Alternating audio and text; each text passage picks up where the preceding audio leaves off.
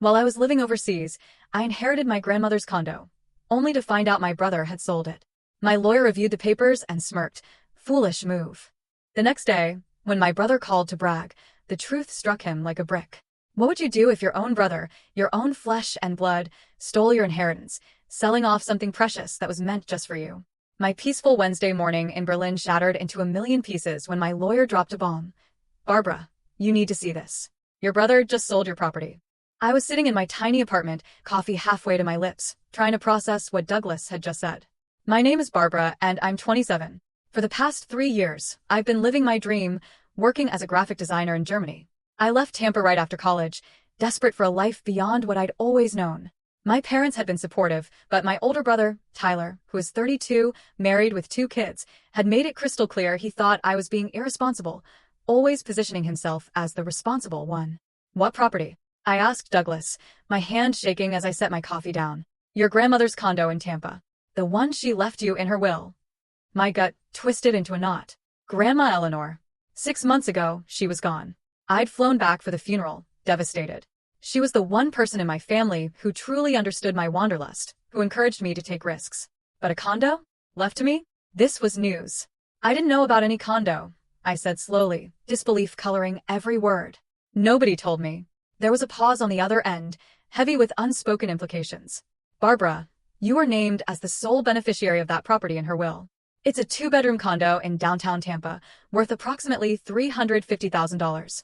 Your brother sold it last week for $320,000.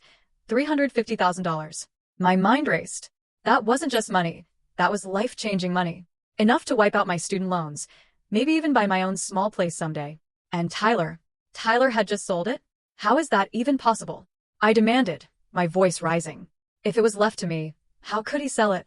That's what I'm trying to figure out, Douglas said, his voice measured, careful. I received the probate documents yesterday, and something doesn't add up. I'm looking into it now, but Barbara, I need you to not contact your brother yet. Let me investigate first. I agreed, though every fiber of my being screamed to call Tyler, to unleash a torrent of questions and fury. Instead, I sat staring at the wall, the gray Berlin light a stark contrast to the storm brewing inside me. Grandma Eleanor had always been my anchor. My parents were always wrapped up in their restaurant, and Tyler was busy climbing some corporate ladder. But Grandma?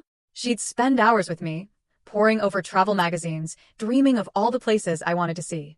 She traveled extensively in her youth, before she married Grandpa and settled in Florida. When I told my family I was moving to Germany, Tyler had been the loudest critic. You're throwing away your future, he'd snarled at a family dinner. What kind of career can you build over there? You're being selfish, leaving Mom and Dad to handle everything. My parents, while wanting me closer, were more understanding. But Grandma Eleanor, she'd pulled me aside before I left, squeezing my hand. Go, she'd whispered. See the world while you're young. Don't let anyone make you feel guilty for wanting more. Now, sitting here, I realized I'd never get to thank her properly. And somehow, Tyler had stolen the very gift she'd tried to leave me. My phone buzzed. It was a message from my mom. Tyler said he finally got Grandma's condo sold. Such a relief to have that handled. Hope you're doing well in Germany, sweetie. I stared at the message, a cold anger building in my chest. Mom didn't know. She thought the condo belonged to Tyler, that he was just handling family business. She had no idea what Grandma had actually wanted. I typed back a neutral, glad it worked out. Talk soon, my fingers tight on the phone. Then I called Douglas. I need to know everything, I said, my voice barely a whisper. How did this happen? I'm working on it, he assured me. I've requested copies of all the sale documents.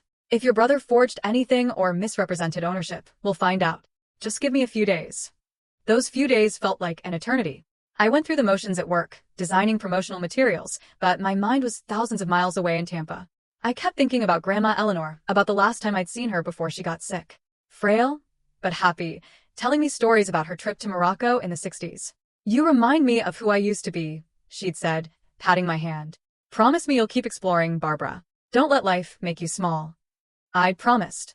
And now I was learning she'd tried to give me the means to keep that promise. Growing up, Tyler and I were never close. A 5-year age gap, completely different personalities. He was calculated, ambitious, obsessed with appearances. I was creative, spontaneous, interested in experiences, not material success. Our relationship soured even more after I moved to Germany. Every family video call, he'd make digs about me, wasting my potential, or running away from real life. Our parents tried to keep the peace, always caught in the middle. Tyler always positioned himself as the dutiful son, the one who stayed close, handled family obligations. When Grandma got sick, I flew back immediately. Tyler seemed annoyed by my presence, as if I were intruding. He'd appointed himself her primary caretaker, managing her medical decisions and finances. At the time, I was grateful, dealing with my own grief and jet lag. It was easier to let him handle it. Now, I wondered what else he'd been handling. I spent those waiting days remembering Grandma more clearly. Widowed for 15 years, living alone in that condo she'd bought after Grandpa died. It was her pride and joy, a place she'd chosen for herself after decades in a house Grandpa picked. She'd joke it was her Independence headquarters. It had a balcony overlooking the Tampa waterfront, filled with plants. We'd spend hours there during college breaks drinking tea, talking about everything. She was the only one who never made me feel strange for wanting something different. Douglas called on Friday evening, his voice tight, with barely controlled anger. "Barbara, I've reviewed all the documents. Your brother committed fraud." I sank onto my couch. "Tell me everything." "Your grandmother's will was very clear. The condo was left to you, with a letter explaining she wanted you to have financial security as you built your life abroad. Your brother had access to the will as the executor of the estate, but he had no legal claim to the property itself." "So, how did he sell it?" "He forged documents," Douglas said bluntly. "He created paperwork making it appear the condo had been left to him instead. He presented these to the real estate agent and the buyers. The sale went through because nobody had reason to question the legitimacy of his claim." My hands were shaking. "That's illegal." "Very illegal. It's fraud, forgery, and theft. The good news is the sale can be reversed. The bad news is this is going to get messy. Your brother has already spent some of the money." "How do you know?" "Because I did some digging. He put a down payment on a new house last week, a rather expensive one, in a gated community. I'm guessing he was planning to use the condo money to upgrade his lifestyle." I felt sick. While I was working my regular job in Berlin, carefully budgeting every euro, Tyler had been stealing my inheritance to buy a bigger house for his family. "What do I do?" I asked. "First, I'm filing a legal complaint with the court in Tampa. This will freeze any remaining funds from the sale and begin the process of unwinding the transaction. Second, I need you to gather any documentation you have of your relationship with your grandmother. Any emails or letters that might show her intentions. Third, and this is important, you need to be prepared for this to damage your family relationships. Your brother is going to fight this." "Let him fight," I said, surprised by the steel in my own voice. "He stole from me. He committed fraud." "I know, and we're going to prove it. But Barbara, your parents are going to be caught in the middle of this. You need to be ready for that." I thought about my mom's cheerful text, relieved Tyler had handled the condo situation. She had no idea. When the truth came out, it was going to devastate her. But I couldn't let Tyler get away with this. Not just because of the money, though that was significant, but because Grandma Eleanor had wanted me to have that condo. She'd made her wishes clear, and Tyler had decided his wants were more important than her final gift to me. That weekend, I dove into my emails, finding dozens from Grandma Eleanor. She'd learned email in her 70s, and we'd corresponded regularly. I read them now, tears welling up. In one from 2 years ago, she'd written, "I'm so proud of you for following your dreams, Barbara. Your grandfather always said I gave up too much when we got married, that I should have kept traveling. I don't regret my life, but I want you to know that it's okay to want more. Don't let anyone tell you that ambition is unfeminine or that wanting to see the world makes you selfish. You're the bravest person I know." And from just 8 months before she died, "I've been thinking about my will lately. I want you to know that I'm making sure you'll have security no matter what. You're building a beautiful life in Germany, and I want to support that. Don't worry about the details now, but know that I'm taking care of you." I forwarded them all to Douglas. Emails, photos, a birthday card where she mentioned her pride in my independence. On Monday morning, Douglas called with an update. "I filed the legal complaint. The court has frozen the funds from the sale, which means your brother can't access the remaining money. He's been notified of the legal action." "Has he tried to contact you?" "Not yet, but I expect he will." "Barbara, this is going to move quickly now. Be prepared for him to reach out directly." I wasn't prepared at all, actually, because what happened next was something I never could have anticipated. Tuesday morning in Berlin, Monday night in Tampa, my phone rang at 2 a.m. I'd been in a dead sleep, dreaming of Grandma Eleanor's balcony, and the jarring ringtone jolted me awake. It was Tyler. I stared at the screen for a moment, my heart pounding. Part of me wanted to let it go to voicemail, but I knew I had to face this eventually. I answered. "Barbara." Tyler's voice was jovial, almost manic. "Finally. I've been trying to reach you. Listen, I have amazing news." I sat up, turning on the lamp. "What news?" I sold Grandma's condo. Got a great price for it, too. And here's the best part. I'm going to give you $10,000 from the sale. You know, since you flew back for the funeral and everything, I figured you could use a little boost over there in Germany. I was speechless. He was actually bragging about it, calling me in the middle of the night to boast about stealing my inheritance, then offering me a tiny fraction of it like he was doing me some enormous favor. $10,000? I managed to say, I know, right? Pretty generous, considering I'm the one who handled all the estate stuff. I mean, you've been off in Europe this whole time and somebody had to deal with the probate and the realtor and all of that. It's been a huge headache, but family takes care of family, you know? My hands were gripping the phone so tightly, I thought I might crack the screen. Tyler, when exactly did you sell the condo? Closed on it last week. Why? And you're just telling me now? He laughed. Well, yeah, I wanted to make sure everything was finalized before I got everyone excited. You know how real estate deals can fall through at the last minute, but it's all done now. The money's in my account, and I'm ready to write you that check. Your account? I repeated slowly. Well, yeah, I was the executor of the estate. It all had to go through me. But don't worry, I'm sharing the wealth. $10,000, Barbara. That's enough for a nice vacation or whatever you want to spend it on. I took a deep breath, trying to keep my voice steady. Tyler, I need to ask you something. Did Grandma leave a will? There was a pause. Of course she did. Why? And what did it say about the condo? Another pause, longer this time. It left the estate to be divided among the family. Standard stuff. Why are you asking all these questions? You don't trust me or something? I'm just curious about the details. Well, you should have been curious earlier. Like when you decided to move halfway around the world instead of staying here to help with family obligations. I'm the one who's been dealing with all of this. I'm the one who sat with Grandma when she was dying.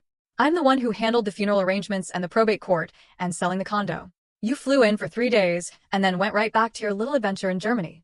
His words stung, even though I knew they were manipulative. Yes, I'd been living abroad, but I talked to Grandma Eleanor every week. I'd been there for her in my own way, and she'd known that. She'd supported my choices. I'm grateful you handled those things, I said carefully. But I want to make sure I understand the will correctly. Who did it say the condo should go to? Barbara, it's 2 o'clock in the morning there, right? You sound tired. Why don't we talk about this later? I'll have Mom send you my bank details so you can receive the transfer. Okay, Tyler, I've got to go. Kids have early swim practice tomorrow. Talk soon, little sis. He hung up before I could say anything else. I sat in my dark apartment, phone still in my hand, feeling a strange mixture of rage and something almost like pity. Tyler genuinely seemed to think he'd done nothing wrong. Or maybe he knew exactly what he'd done and was hoping I'd be too grateful for the $10,000 to ask questions. Either way, he just made a crucial mistake. He called me to brag about the sale, which meant he had no idea that Douglas had already filed the legal complaint. He didn't know the funds were frozen, or that the court was investigating the forged documents. He thought he'd gotten away with it. I called Douglas immediately, despite the early hour. He answered on the second ring, sounding wide awake. He just called me, I said without preamble. Tyler just called to tell me about the sale. He offered me $10,000, like he was doing me a favor. Douglas was quiet for a moment. Did he say anything about the will or the ownership? He lied. He said the estate was supposed to be divided among the family. He made it sound like he was being generous by giving me anything at all. That's good, Douglas said. Good. It establishes that he's knowingly misrepresenting the terms of the will. Record any future conversations you have with him if you can. Everything he says could be useful in court. I felt a small surge of satisfaction. So what happens now? Now he's going to find out that the funds are frozen.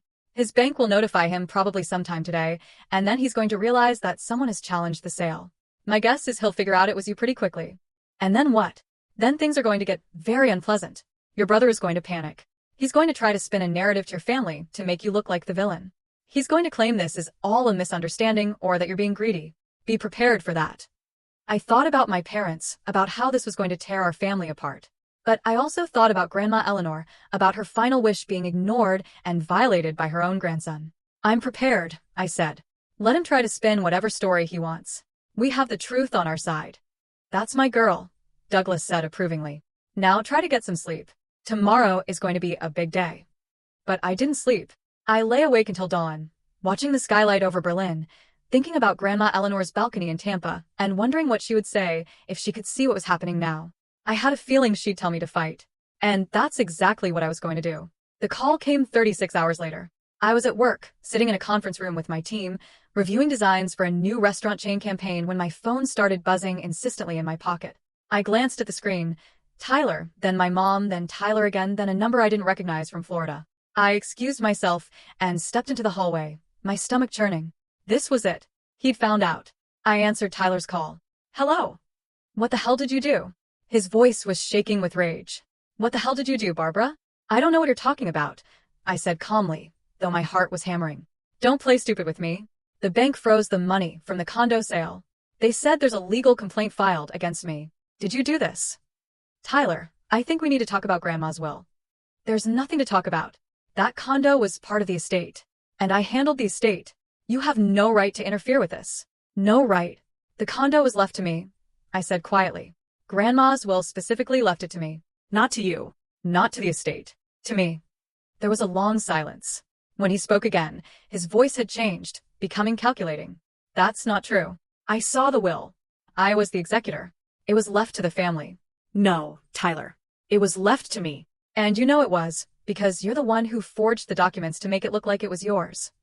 I didn't forge anything. This is insane. You've been gone for 3 years, and now you suddenly show up making accusations. You have no idea what you're talking about. I have a lawyer, Tyler. He's seen the real will. He's seen the documents you filed with the real estate sale. They don't match. You committed fraud. I heard him breathing heavily on the other end. You're out of your mind. Mom and Dad are going to hear about this. They're going to know what you're doing. Trying to steal from your own family. I'm not stealing anything. I'm taking back what Grandma wanted me to have. She wanted you to have it? He laughed bitterly. You were her little favorite, weren't you? Always running off to have your adventures while the rest of us actually took care of responsibilities. You think she really wanted to reward that? His words hit a nerve, but I pushed through. What Grandma wanted is in her will, Tyler. Legal documents don't lie. But apparently you do. You're making a huge mistake, he said, his voice dropping to something darker. You don't know what you're starting here. You think you can just waltz in from Germany and destroy this family? Mom and Dad are going to be devastated. Your niece and nephew are going to grow up knowing their aunt tore the family apart over money. Is that what you want? I want what Grandma wanted, I said. That's all I've ever wanted. He hung up without another word. I stood in the hallway of my office building, my hands shaking. My coworker, Jana, poked her head out of the conference room. Everything okay? Family stuff, I managed to say. I'll be right back. I went to the bathroom and splashed cold water on my face. This was really happening. I just accused my brother of fraud to his face. There was no going back now. My phone buzzed again. This time it was my mom, and I knew I couldn't avoid this conversation. I answered. Barbara, honey, what's going on? My mom's voice was confused, worried. Tyler just called me, very upset. He said you're suing him. I'm not suing him, Mom. I'm filing a complaint about the sale of Grandma's condo. But why? Tyler handled all of that. He did such a good job with everything, all the estate matters. I don't understand why you're making problems now. I closed my eyes. Mom, did Tyler show you Grandma's will? Well, no, not directly. He explained it to us. He said everything was left to the family, and he was managing it as executor. That's normal, isn't it? Did you know that Grandma left her condo specifically to me? There was a pause. What do you mean, specifically to you? Her will stated that the condo was to go to me, just me. Not to Tyler. Not to be split up among the family. She left it to me. And she wrote a letter explaining why. That can't be right, my mom said slowly. Tyler told us he was selling the condo to settle the estate. He said you'd get a share of everything. He offered me $10,000, Mom. The condo sold for $320,000. Another long pause. There must be some confusion. Let me talk to Tyler about this. I'm sure there's an explanation. Mom, I have a lawyer who's reviewed all the documents. Tyler forged paperwork to make it look like the condo was his to sell. That's fraud. Barbara, that's a very serious accusation. Tyler would never do something like that. He's your brother. He's been nothing but responsible and helpful through this whole awful time with Grandma's death. I think maybe you're misunderstanding the legal process. Estate law is very complicated. I felt something crack inside me. Even now, even with evidence, my mother was taking Tyler's side. Mom, I'm not misunderstanding anything. Grandma wanted me to have that condo. Tyler knew that, and he decided to take it for himself. I think you need to think very carefully about what you're doing, my mom said, her voice getting firmer. You're accusing your own brother of a crime. Do you realize how that's going to affect this family? Your father is already upset. Tyler's wife is crying. The kids don't understand what's happening. And for what? Money. It's not about money, Mom. It's about respecting Grandma's wishes. Grandma would be heartbroken to see her grandchildren fighting like this. She loved both of you. Yes, she did. And she left me that condo because she wanted to support my life in Germany. She told me so in emails. I have proof. I need to go, my mom said abruptly. Your father and I need to talk about this. But Barbara, I hope you'll reconsider what you're doing. Family is more important than property.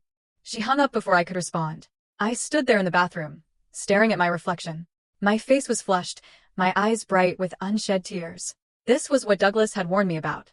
Tyler was already spinning his narrative, painting me as the greedy sister who'd abandoned the family and was now swooping in to steal from them. But I couldn't back down. Not when I knew the truth. Over the next week, things escalated in ways I hadn't anticipated. Tyler hired his own lawyer, who sent Douglas a letter claiming I was harassing Tyler and making false accusations. It stated Tyler had acted entirely within his rights as executor, and any confusion was due to my distance from the family and lack of understanding about estate law. Douglas sent me a copy with a brief note. Standard intimidation tactics. Don't worry, we have the documentation to prove everything. But it was hard not to worry. My phone buzzed constantly with messages from family members. My Aunt Patricia called, disappointed in me for attacking Tyler during such a difficult time. My cousin Jennifer, not Tyler's wife, sent a long text about how Tyler had always been there for the family and how I should be ashamed. Even my dad, usually avoiding drama, left a voicemail asking me to reconsider for the sake of family harmony. The only person who didn't contact me was Tyler himself. That silence felt ominous. At work, I was distracted and exhausted. The time difference meant calls from Florida late at night, and I wasn't sleeping well. My boss, Stefan, pulled me aside one afternoon. Everything all right? Family issues, I said vaguely. Nothing I can't handle. If you need time off, take it, he offered. You've been with us for 3 years and never taken a real vacation. I thanked him, but declined. Work was the only thing keeping me sane, the only place I could focus on something other than the chaos in Tampa. Douglas called on Thursday evening. The court has scheduled a hearing for 2 weeks from now. Both parties will present their evidence, and the judge will make a preliminary ruling on whether the sale should be reversed. Do I need to be there? It would help, yes. Can you fly back to Tampa? I thought about my job, my apartment, my life in Berlin. Flying back to the States for a court hearing felt surreal, like I was being pulled back into a world I'd tried to leave behind. But this was about Grandma Eleanor. This was about justice. I'll be there, I said. That weekend, I bought a plane ticket for the following Thursday. I'd stay with a college friend in Tampa, avoiding my parents' house entirely. I wasn't ready to face them in person, not when they were still taking Tyler's side.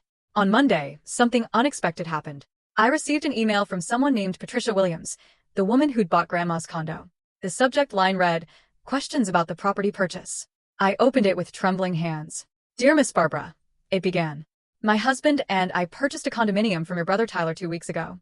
We have recently been informed by our attorney that there may be legal issues with the sale. We are very concerned about this situation as we sold our previous home to purchase this property and have already moved in with our children. We were under the impression that your brother was the rightful owner of the condominium. He presented all the necessary documentation, and our attorney reviewed everything before we proceeded with the purchase. We had no reason to believe anything was improper. Could you please contact me to discuss the situation? We are innocent parties in whatever dispute exists between you and your brother, and we are now facing the possibility of losing our home. Sincerely, Patricia Williams." I felt a wave of guilt and sympathy. These people had been caught in the middle of Tyler's fraud. They bought the condo in good faith, believing Tyler had the right to sell it. Now their lives were being turned upside down because of his lies. I forwarded the email to Douglas immediately. He called me within the hour. "This is actually good for our case," he said. "It shows that Tyler deceived not just you, but also the buyers. They are going to be witnesses to his misrepresentation." But what happens to them? Do they lose the condo? The sale will be voided. Yes. They'll get their money back from the escrowed funds. They won't lose anything financially, though they will need to find another place to live. It's unfortunate, but they're victims of Tyler's fraud, just like you are. I wrote back to Patricia, expressing my sympathy and explaining I hadn't known about the sale until after it happened. I offered to connect her with Douglas so she could understand her legal options. She responded gratefully, appreciating my kindness during what was clearly a difficult situation for everyone. The contrast between Patricia's gracious response and my own family's hostility was striking. Strangers were treating me with more respect than my own brother and parents. On Tuesday, I received a Facebook message from Tyler's wife, Jennifer. I'd always gotten along reasonably well with Jennifer, though we'd never been particularly close. Her message surprised me. Barbara, I need to talk to you privately. Can we video chat sometime when Tyler isn't around? I agreed, and we set up a call for Wednesday afternoon in Tampa. When Jennifer's face appeared on my screen, I was shocked. She looked exhausted, her eyes red, like she'd been crying. Her normally neat hair was pulled back in a messy ponytail, and she wasn't wearing makeup. "Thank you for talking to me," she said quietly. "I know things are really bad between you and Tyler right now." "I'm sorry you're caught in the middle of this," I said honestly. She shook her head. "Barbara, I need to ask you something, and I need you to be completely honest with me. Did your grandmother really leave that condo to you?" "Yes," I said. "I have a copy of her will. It's very clear." Jennifer closed her eyes for a long moment. "I was afraid of that." "You didn't know?" "Tyler told me the condo was his to sell. He said it was part of the estate he was managing as executor, but some things he said didn't add up. And when you filed that legal complaint, I started asking more questions. He got really defensive, really angry. That's not like him. Or at least I didn't think it was like him." She paused, looking away from the camera. "Barbara, we're in trouble. Real trouble. Tyler used most of that money for a down payment on a new house, a much bigger house than we can actually afford. He told me it was fine because he'd invested well and had the money. But if the sale gets reversed and we have to give the money back, we don't have it. It's already tied up in this new property." My stomach sank. "Jennifer, I'm sorry, but I can't just let this go. Grandma wanted me to have that condo. Tyler had no right to sell it." "I know," she said, and tears started rolling down her cheeks. "I know, and I don't blame you. I'm not calling to ask you to drop the complaint. I'm calling because I think Tyler needs to face consequences for what he did. And I think I need to face the reality of who I married." Jennifer's confession opened a floodgate. Over the next hour, she told me things about Tyler I'd never known, or perhaps had chosen not to see. A pattern of small deceptions over the years, each rationalized away as protecting the family or making smart financial decisions. He'd taken money from his parents without telling her, claiming it was a loan they'd offered when he'd actually asked for it. He'd lied on loan applications, inflating his income. He'd convinced her to put their house solely in his name for tax purposes that she later realized didn't make sense. "I've been making excuses for him," she said, wiping her eyes, "telling myself that he's just ambitious, that he's trying to provide for us. But this thing with your grandmother's condo, it's different. It's not a gray area. It's clear-cut fraud, and he did it to his own sister." "What are you going to do?" I asked gently. "I don't know yet. I need to protect my kids. They can't grow up thinking this kind of behavior is acceptable. But Barbara, I want you to know that if your lawyer needs me to testify about anything Tyler said regarding the condo, I'll do it. I'll tell the truth." After we hung up, I sat in my apartment feeling a strange mix of vindication and sadness.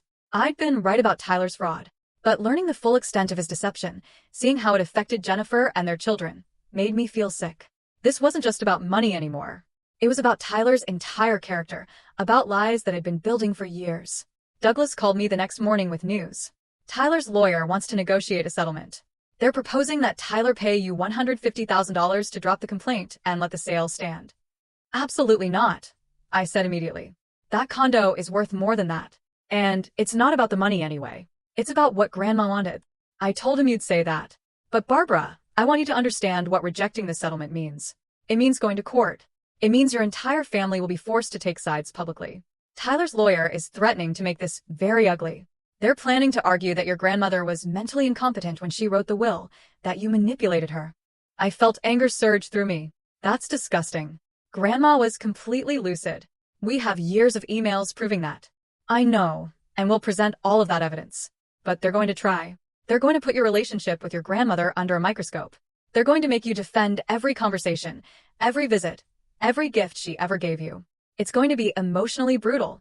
"Let them try," I said firmly. "Grandma deserves better than having her final wishes ignored because Tyler wanted a bigger house." "All right," Douglas said.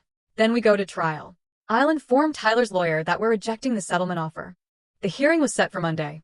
I flew out of Berlin on Thursday, the long flight giving me too much time to think about everything that had happened. I'd left Tampa 3 years ago, looking for adventure and independence. Now I was returning to fight for something my grandmother had tried to give me, something my own brother had stolen. My college friend Melanie picked me up from the airport. She'd been following the situation through my sporadic text updates, and she hugged me tight. "I can't believe Tyler did this," she said as we drove toward her apartment. "I mean, I always thought he was kind of pretentious, but actual fraud? That's next level." "I know," I said tiredly. "I keep waiting to wake up and find out this was all a misunderstanding. But it just keeps getting worse." That weekend, Melanie tried to keep me distracted with movies and cooking projects, but my mind kept drifting to the upcoming hearing. Douglas sent me an email Saturday night with our strategy outlined. We'd present the original will, the forged documents Tyler had filed, and testimony from Jennifer about Tyler's statements regarding the sale. We'd also bring in the buyers, Patricia and her husband, to demonstrate how Tyler had deceived multiple parties. Sunday evening, Douglas called with unexpected news. Barbara, Tyler's lawyer, contacted me an hour ago with a new settlement offer. They want to reverse the sale entirely and transfer the condo to you. Tyler will handle all the logistics and costs associated with unwinding the transaction. I was stunned. Why the sudden change? My guess? Jennifer talked to him. She must have made it clear that she wasn't going to support his version of events. Without her backing his story, his entire defense falls apart. His lawyer probably told him he was going to lose badly in court. And this way, he avoids a fraud conviction. What about the buyers, Patricia and her family? They'll get their money back and be released from the purchase. Tyler will have to cover any losses they incurred in the process, including moving costs and temporary housing. It's going to cost him significantly, but it's better than a criminal record. I thought about it for a long moment. And if I accept the settlement, what happens to Tyler? Douglas was quiet. Legally, if you accept and sign a non-disclosure agreement, the fraud charges would likely be dropped. He'd walk away with his reputation damaged in the family, but no criminal record. Financially, he'd lose whatever he'd already spent from the sale, plus the costs of reversing everything. But he wouldn't face jail time. And if I don't accept, then we go to court tomorrow. We present all our evidence. Tyler would almost certainly be convicted of fraud. He'd face possible jail time, definitely a criminal record. His career would be destroyed. His marriage might not survive it. But you'd have absolute vindication. I stood at Melanie's window, looking out at the Tampa skyline, thinking about Grandma Eleanor. What would she want me to do? Would she want me to destroy Tyler's life? Or would she want me to take what was rightfully mine and move forward? I thought about Jennifer and their kids, about Patricia and her family, about my parents, caught in the middle of this mess. But I also thought about Tyler calling me at 2 a.m. to brag about selling the condo, offering me $10,000 like it was a generous gift. I thought about him forging documents and lying to everyone, about him spinning a narrative where I was the villain for daring to want what Grandma had left me. I want to think about it overnight, I told Douglas. Can I give you an answer in the morning? The hearing is at 10 o'clock. I need to know by 9 at the latest. You'll have my answer by 8, I promised. That night, I barely slept. I kept replaying every interaction with Tyler, every conversation with my family, every email from Grandma Eleanor. I thought about justice and mercy, about revenge and healing, about what it meant to be a family. By 7 a.m., I knew what I had to do. I called Douglas. I'm accepting the settlement, I said. But I have conditions. What conditions? Douglas asked, and I could hear him already taking notes. First, Tyler has to personally apologize to me in writing, acknowledging that he knew the condo was left to me and that he intentionally deceived everyone about it. No vague language about misunderstandings. A clear admission of what he did. Go on. Second, he has to apologize to Patricia and her family and cover all their costs. Not just what's legally required, moving expenses, storage fees, any deposits they lose on new housing, everything. They were innocent victims of his fraud, and he needs to make them whole. That's reasonable. What else? Third, I want him to write a letter to Mom and Dad explaining exactly what he did. Not the sanitized version where he's the victim, but the truth. The whole truth. Douglas was quiet for a moment. That last one might be hard to enforce. How do we ensure he actually sends it? You'll draft it based on the facts of the case, and he has to sign it and send it to them with you copied. If he doesn't, the settlement is void, and we proceed with the criminal charges. I like it, Douglas said. Anything else? I hesitated, then added, and I wanted in writing that he can never contest Grandma's will or any other inheritance matters involving her estate. This ends here, completely done. I'll draft the settlement agreement this morning and send it to Tyler's lawyer. Given that the hearing is in 3 hours, they'll have to agree quickly or face court. 2 hours later, Douglas called back. They've agreed to everything. Tyler is signing the paperwork now. We won, he said. But I didn't feel like I'd won. I felt exhausted and sad. Yes, I was getting the condo back. Yes, Tyler was being forced to admit what he'd done. But my family was fractured, maybe permanently. The brother I'd grown up with, despite our differences, had turned out to be someone I barely recognized. When do I get the condo? I asked. The paperwork will take about 2 weeks to process. Patricia and her family have 30 days to move out, which Tyler is paying for. After that, the property will be transferred to your name. You can do whatever you want with it. Keep it, sell it, rent it out. It's yours. I met with Douglas in person that afternoon at a cafe near Melanie's apartment.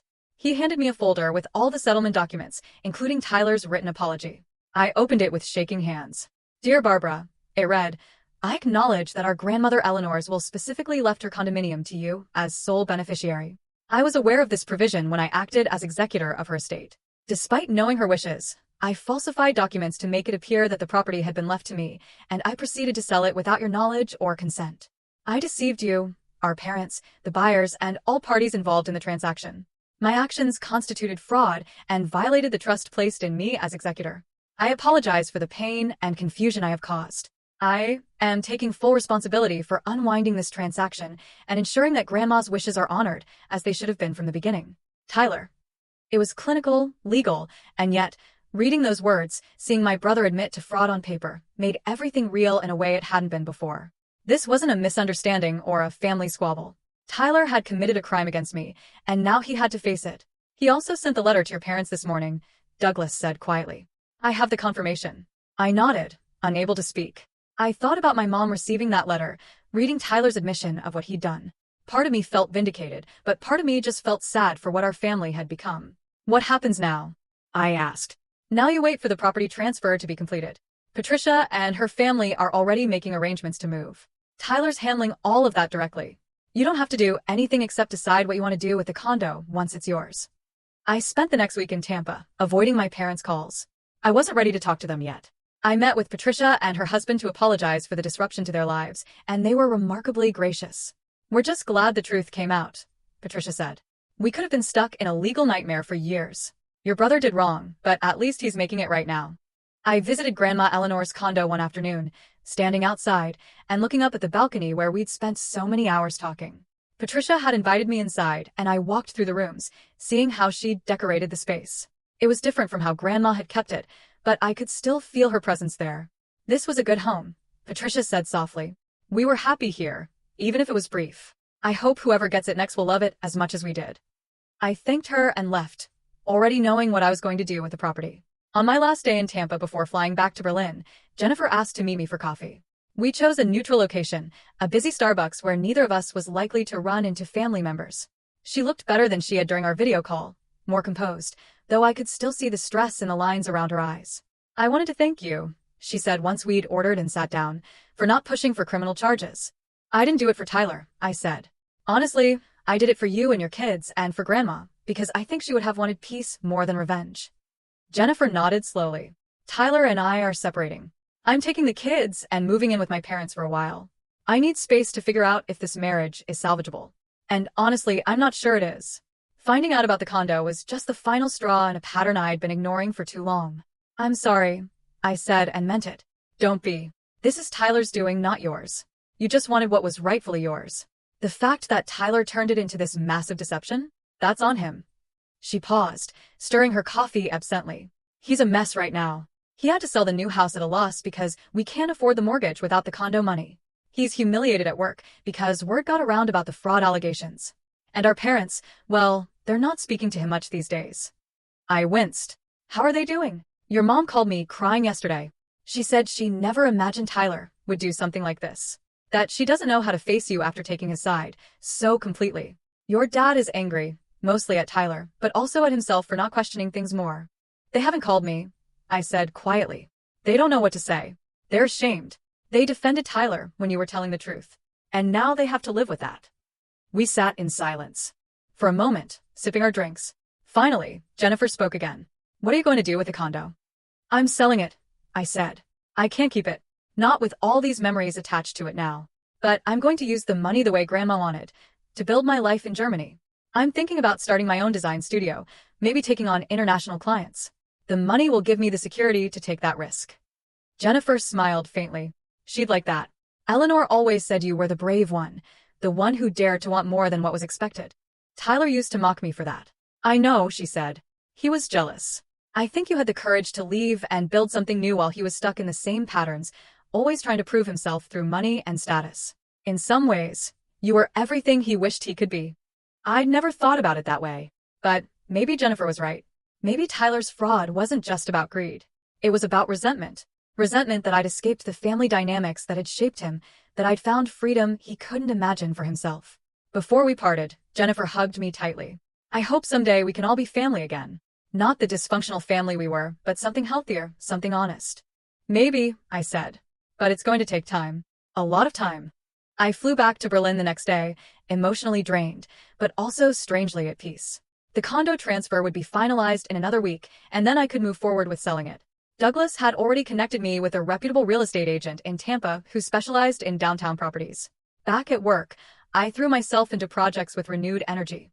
Stefan noticed the change. Whatever you were dealing with, it looks like you've resolved it, he said approvingly. Getting there, I told him. And actually, I wanted to talk to you about something. I'm thinking about going freelance, starting my own studio. I'd still want to work with this agency on contract, but I need to explore some other opportunities, too. Stefan didn't seem surprised. I was wondering when you'd make this move. You've been ready for a while. Let's talk about how we can make this work for both of us. Over the next month, as the condo sale processed, I laid the groundwork for my new business. I reached out to former colleagues, built a portfolio website, and started networking with other designers in Berlin's creative community. The freedom was exhilarating and terrifying in equal measure, but I kept thinking about what Grandma Eleanor had said. Don't let life make you small. The condo sold quickly once it was officially mine. The new buyers were a young couple, expecting their first child, and something about that felt right. New life, new beginnings, a fresh start in the space that had meant so much to Grandma Eleanor. When the money hit my account, I sat staring at the number for a long time. $350,000. It was exactly what Grandma had wanted me to have, exactly what she'd planned for. Tyler had tried to steal it, but in the end, justice had prevailed. I transferred a portion to pay off my student loans completely. Another chunk went into a business account for my new studio. The rest I invested carefully, creating a financial cushion that would let me take creative risks without worrying about survival. 3 months after returning to Berlin, I received an unexpected email from my mother. The subject line simply said, "I'm sorry." I opened it with trembling hands. "Dear Barbara," it read. "I've started this email 100 times and deleted it just as many. I don't know how to express how sorry I am for not believing you, for taking Tyler's side without question, for making you feel like you were the problem when you were just fighting for what was right. Your father and I have done a lot of soul-searching these past months. We've had to confront some hard truths about our family, about the ways we treated you differently than Tyler, about how we enabled his worst behaviors while dismissing your legitimate concerns. There's no excuse for what we did.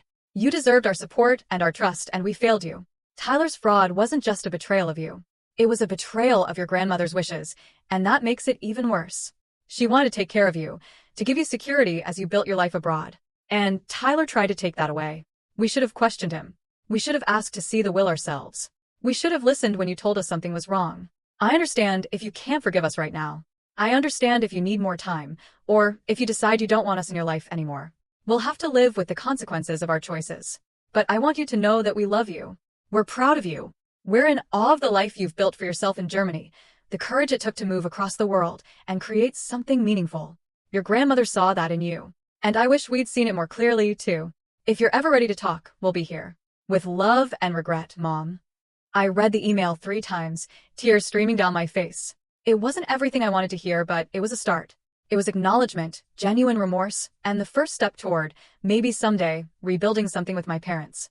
I didn't respond immediately. I needed time to process, to figure out what kind of relationship I wanted with them going forward. But I saved the email. And I didn't delete their contact information.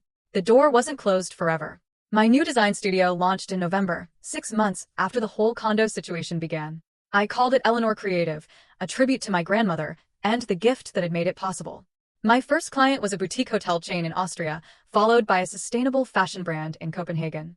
The work was challenging and fulfilling in ways my previous job had never been. I hired an assistant, a talented young designer named Petra, who reminded me a bit of myself at her age, hungry to prove herself and full of creative ideas. We worked well together, and slowly my little studio grew. On what would have been Grandma Eleanor's 85th birthday, I took a day off and went to a park near my apartment. I brought a thermos of tea and sat on a bench, thinking about her balcony in Tampa, about all our conversations, about the life she'd lived and the legacy she'd left behind. "Thank you," I whispered to the wind.